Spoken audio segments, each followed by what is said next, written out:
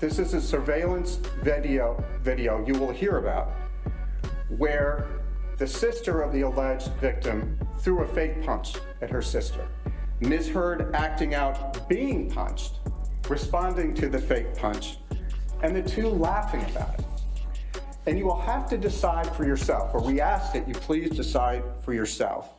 Would anyone ever joke about that if there had been actual abuse? Much less ask yourself, would a sister ever joke with an alleged victim about being punched by her husband? The legal battle between Amber Heard and Johnny Depp has really heated up as the defamation trial in Virginia rages on. Up until now, we have heard wild testimonies from both actors and their teams. The actress's sister, Whitney Enriquez, is expected to follow suit and testify in the trial, but Heard and Depp's legal teams will likely want to talk about very different moments. Whitney was previously involved in the libel case across the pond, and experts are saying that each legal team will question her on different events. So, what does Whitney have to offer the court, and of what benefit will her testimony be to both parties? Let's first take a look at how Amber might benefit. For Amber Heard's team, the questioning will likely be about the time Whitney Enriquez allegedly saw her sister with bruises on her face. She's potentially a huge witness, as Johnny Depp has denied ever being physical with his ex-wife. What's more, he's even alleged that she faked injuries with makeup and took photo proof in order to set him up. While Whitney Enriquez's upcoming testimony has the potential to be a game changer for Amber Heard's defense, Johnny Depp's team will also get to cross-examine her.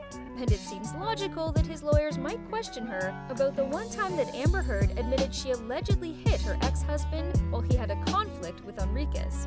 As Heard previously told the story through her testimony, Whitney's back was to the staircase and Johnny swings at her, and I swung at him. In all of my relationship to date with Johnny, I hadn't landed a blow, and I, for the first time, hit him. Like, actually hit him. Square in the face. He didn't push my sister down the stairs. Aside from questioning her about the incident, Depp's lawyers are also set to question her about Amber's past abusive tendencies. The lawyers are likely to include a resurfaced video of Amber being violent towards Whitney. The video was first presented to court during Depp's libel case against the Sun newspaper, which had labeled him a wife-beater. At the time, Depp's lawyer, David Sherborne, had revealed to the court that he had received footage anonymously, which would undermine Whitney's previous testimony for Amber.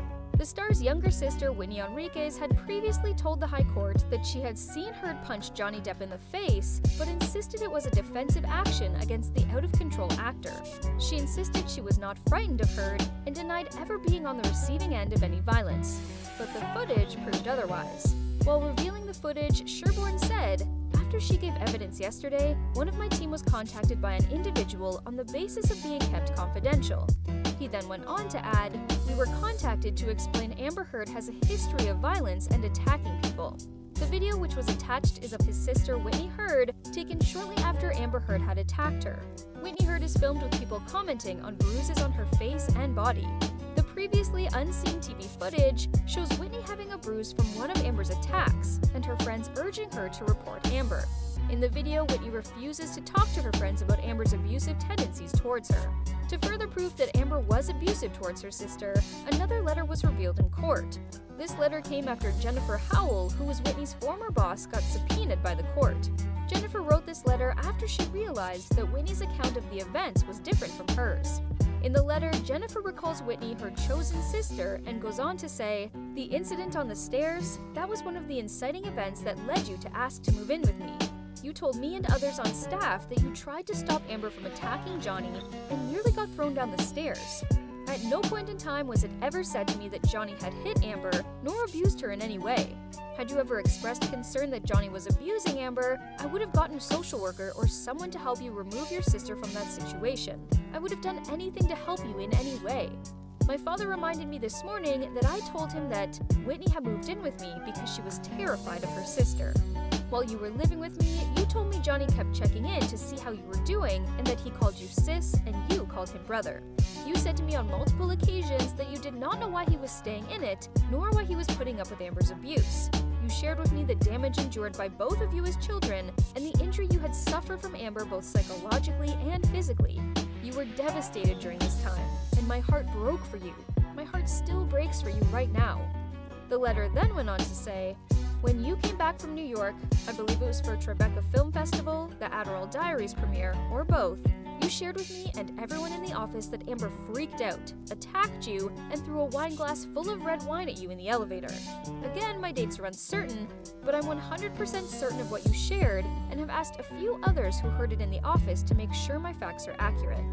As if that's not enough, Jennifer went on to add, while Amber and Johnny were in Australia, you were in the office sitting in the black and white chairs near the kitchen and loudly proclaimed, "Oh my god, she's done it now. She has cut off his fucking finger." I'm not sure if this was before or after Boo and Pistol were back in the US and coming into the office. Other staff was in the office at that time and might have a better grasp of the date. Amber Heard has reportedly been abusive to not just Depp and her sister, but also other people close to her.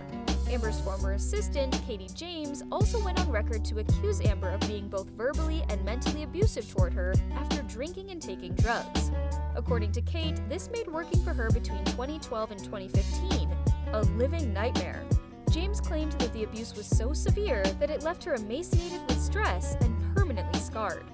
Amber was regularly verbal and mentally abusive and would often scream at me in that way, over the smallest of things. She would fly into blind rages when no one could reason with her, and even if I was trying to offer her an explanation, I didn't think that she could hear me as she was so angry. It was like she thought regular things that can go wrong in any person's life on any given day didn't apply to her. Everything that went wrong was always my fault. I remember one occasion where she missed a connection on a flight on or around Christmas Day in 2012. My aunt was visiting from Australia at that time.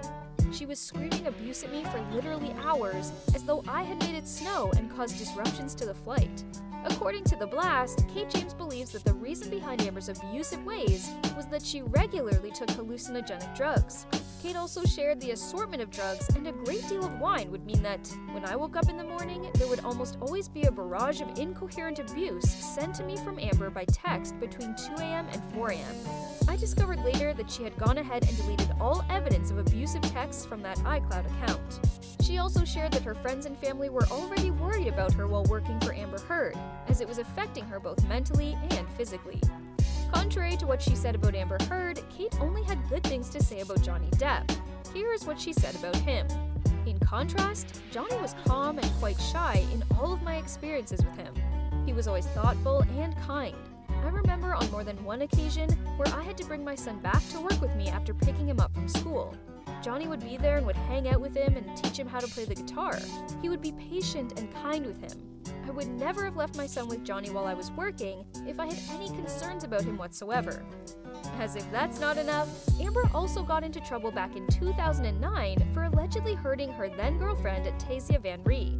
Authorities at the Seattle-Tacoma International Airport in Washington stated that Amber was arrested on the 14th of September 2009 by the Port of Seattle police. According to experts, this is a game changer. All these testimonies in the hands of Depp's team might actually help him win the ongoing defamation trial. But now I would love to hear from you. Do you think that this evidence is enough for Depp to get the upper hand in the defamation trial? Let us know in the comments section below. And be sure to give this video a big thumbs up and hit the subscribe button for more related videos. As always, thanks for watching.